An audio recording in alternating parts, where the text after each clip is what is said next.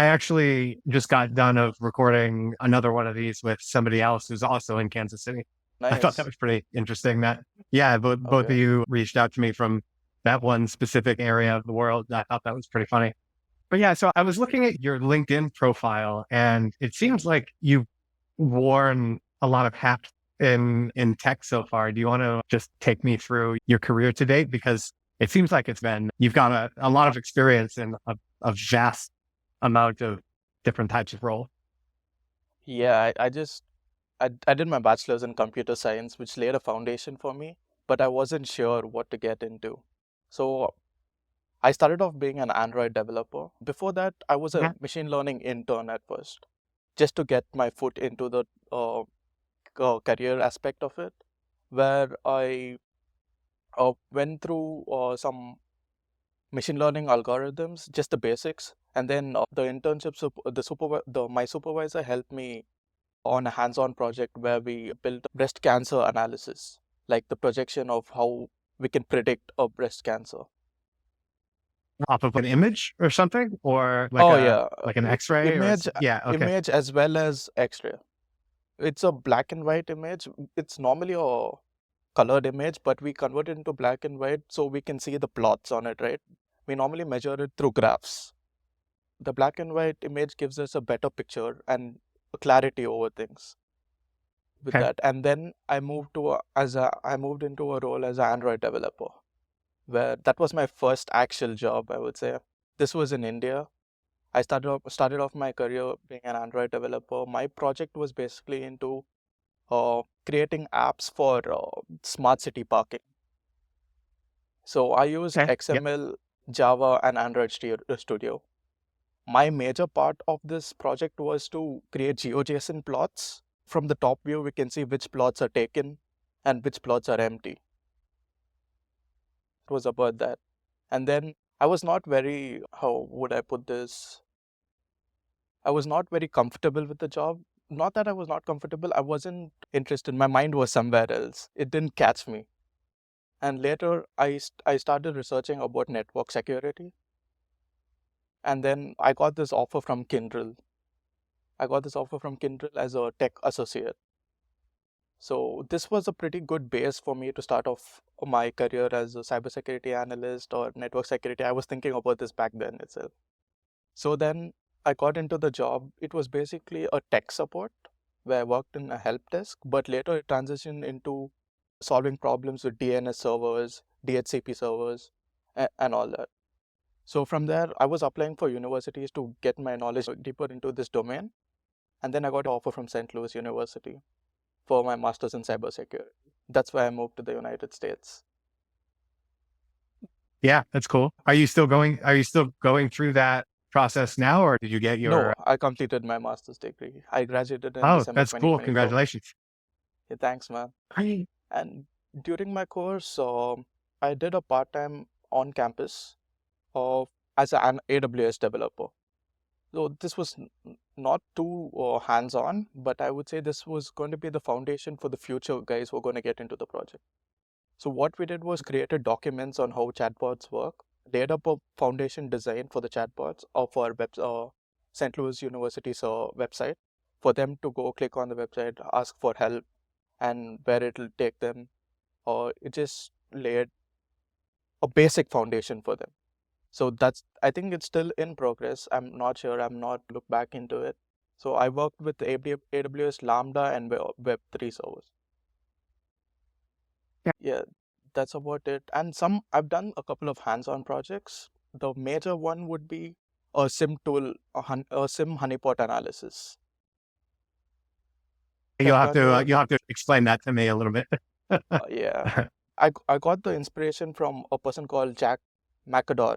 He's a cybersecurity influencer. I went Okay. through his GitHub repositories, and this inspired me. What happens here is a honeypot is nothing but a trap, a trap for hackers to Yeah, get right. into. Yeah. Yeah, Mm. you get the gist of that, right? Yep. What I did was used Microsoft Sentinel. So it's something like AWS monitoring device, but this is used for IDS and IPS, the intrusion detection and intrusion prevention system. I'll explain this in brief. What I did was I created a open server I took off all the firewall rules from it. So my source is open to the internet. There are no Yep. firewalls, Yep. no nothing. So it's very Mhm. vulnerable. So the hackers keep searching, or all over the world, the hackers just keep searching for vulnerable devices. So I set this trap for them. I created a script using KQL, sorry. It's just a query language used for this.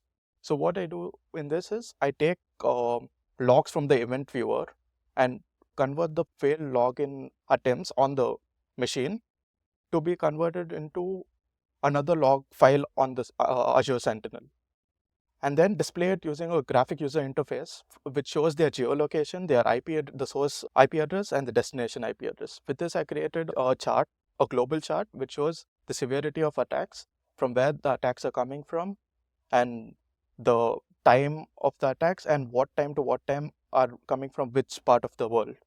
So this is what I've done. And this is all just something that you've been doing in your spare time as like your own Yeah, personal project? just to get my Yeah. hands dirty. Yeah, right. That's the best way to learn, really, in my experience, as opposed to just like taking a course or something like that. It's actually doing the thing that teaches you Hmm. what you're actually supposed to know. So as far as your job search has been so far, how long have you been looking? It's been This is my third month. I've started For a looking for month? jobs from the time I landed in the US. But Oh, okay. at this, Yeah. okay, on a full scale, it's been 3 months. Okay. And it's cybersecurity that you want your next role to be focusing on. That's the thing you're passionate about. That's the thing that you're looking to move into, or are you open to some of those other roles that you were working in before? Well, see, cybersecurity, I would say, is my long-term goal. I know for a fact, and Mhm. I know the reality of the situation, that I can't directly get into cybersecurity with the kind of experience that I've got. But this is my plan. I would want to start off as I want to start off as an IT tech professional again, or a network engineer, or a network security engineer at the beginning, and later on move myself through growth and professional advice and learning more stuff. I want to traverse through this path. Right. And so I'm assuming you've been applying to those initial roles that you are trying to get into now. How's that process been for you? Are you getting interviews? Are you just not hearing back? What's that been like for the last 3 months? When I started applying for jobs, it was very dull. There was nothing. But I kept reiterating my resume based on the profiles, based on my experiences. I got a few calls, but those didn't turn into interviews. Those didn't convert into interviews. But now recently, for every like 50 to 100 jobs, I'm getting at least 2 calls. It's You kind of think you have to progress. apply to about 50 to 100 before you'll get Yeah, any response back? Yeah. yeah. Okay. There's another That's flaw. Okay, there's another flaw. I wouldn't say it's a flaw, it's a policy over here that you need something known as security clearance, which we as international students aren't allowed to get them. And they also have to sponsor a visa, right? Right now I'm on a F1 visa. yeah. It comes into picture. So you're saying you need clearance levels basically to get into any of those security roles that you look for in the future? Yeah, yeah. Yeah. Okay. I went through the same thing a couple of years ago. My wife and I were trying to move to a different city in Hmm. Australia. And so it's the capital, Canberra. And basically all the roles there were government roles. And you needed a security clearance even to do just like basic IT stuff at those companies. And at the time I wasn't a citizen. It basically, yeah, it basically prevented us from moving there because there was just no way that I was going to be able to get a job. So I know Oh. what that's like. Hmm. um, so have you successfully landed any interviews? Yeah, I have landed a couple of interviews. I actually had one Hmm. last week, the same time. It went well. It was for a system engineer position. It was for a startup or a small scale business. It went well, I would say, based on my experience. I'm Mhm. looking forward to hearing back from them. Let's see how it goes. Yeah, fingers crossed. It's not, I've been unemployed myself for 6 months now, and it's hard to keep yourself sane sometimes, but it sounds like you're doing a Yeah, good that's job true. with the projects that you've been working on. Mhm. So what would you say is like the most important aspect of the next role? What's the most important thing you want your next role to have? Oh, it's a good question, actually. I would say something related. Number one would be something related to my field, which is cybersecurity, but nothing too deep Mm, into cybersecurity where I need 5 years of experience. I need something to start my career off. I need something to shoot things off immediately. Something related to networks or servers or systems. So these are the things I would be interested in. A few of these, my goal roles would be an SOC analyst, a security operations center analyst, and a normal network technician also would work because I get to physically operate these things rather than going on a yeah. software and monitoring things. So this gives me a base understanding of how things work in the industry. And moving on, I would try to get into the level 2 of the same job, and then speak with some of the managers or someone who's leading me in this process and gets a better insight of things. Okay. And as far as your resume goes, it sounds like you've been working on that throughout the whole time that you've been applying. You may or may not know the answer to this question, but is there anything on there that you think that just isn't jumping out at employers, or is there something that's you've decided not to put on there that you think it would be important for a future employer to know about you? I have volunteered when I was in college, so I have removed that. This was not something related to tech, it was something related to design. Me and my friend, she started up this NGO called Call Up Gleam. So it basically promotes women health education and sex Mhm. education and just helping people be open with things. So that was what the NGO was all about. I used to design posts for them and the content. I used to research and write some content on it. And we used to do this until we were 21 years old. That was the cutoff for that NGO. I just Um, removed that off my resume because it was nothing related to this. Yeah, I guess that makes sense. It's just I obviously haven't seen your resume, but if it looks anything like your LinkedIn profile, I'd be surprised if you don't find anything soon because your LinkedIn profile actually does look rather good. And especially when you were talking about the side projects that you're working on and stuff, you can't be too far off from finding something in my opinion. But I'm again, just I don't really trying my know. best.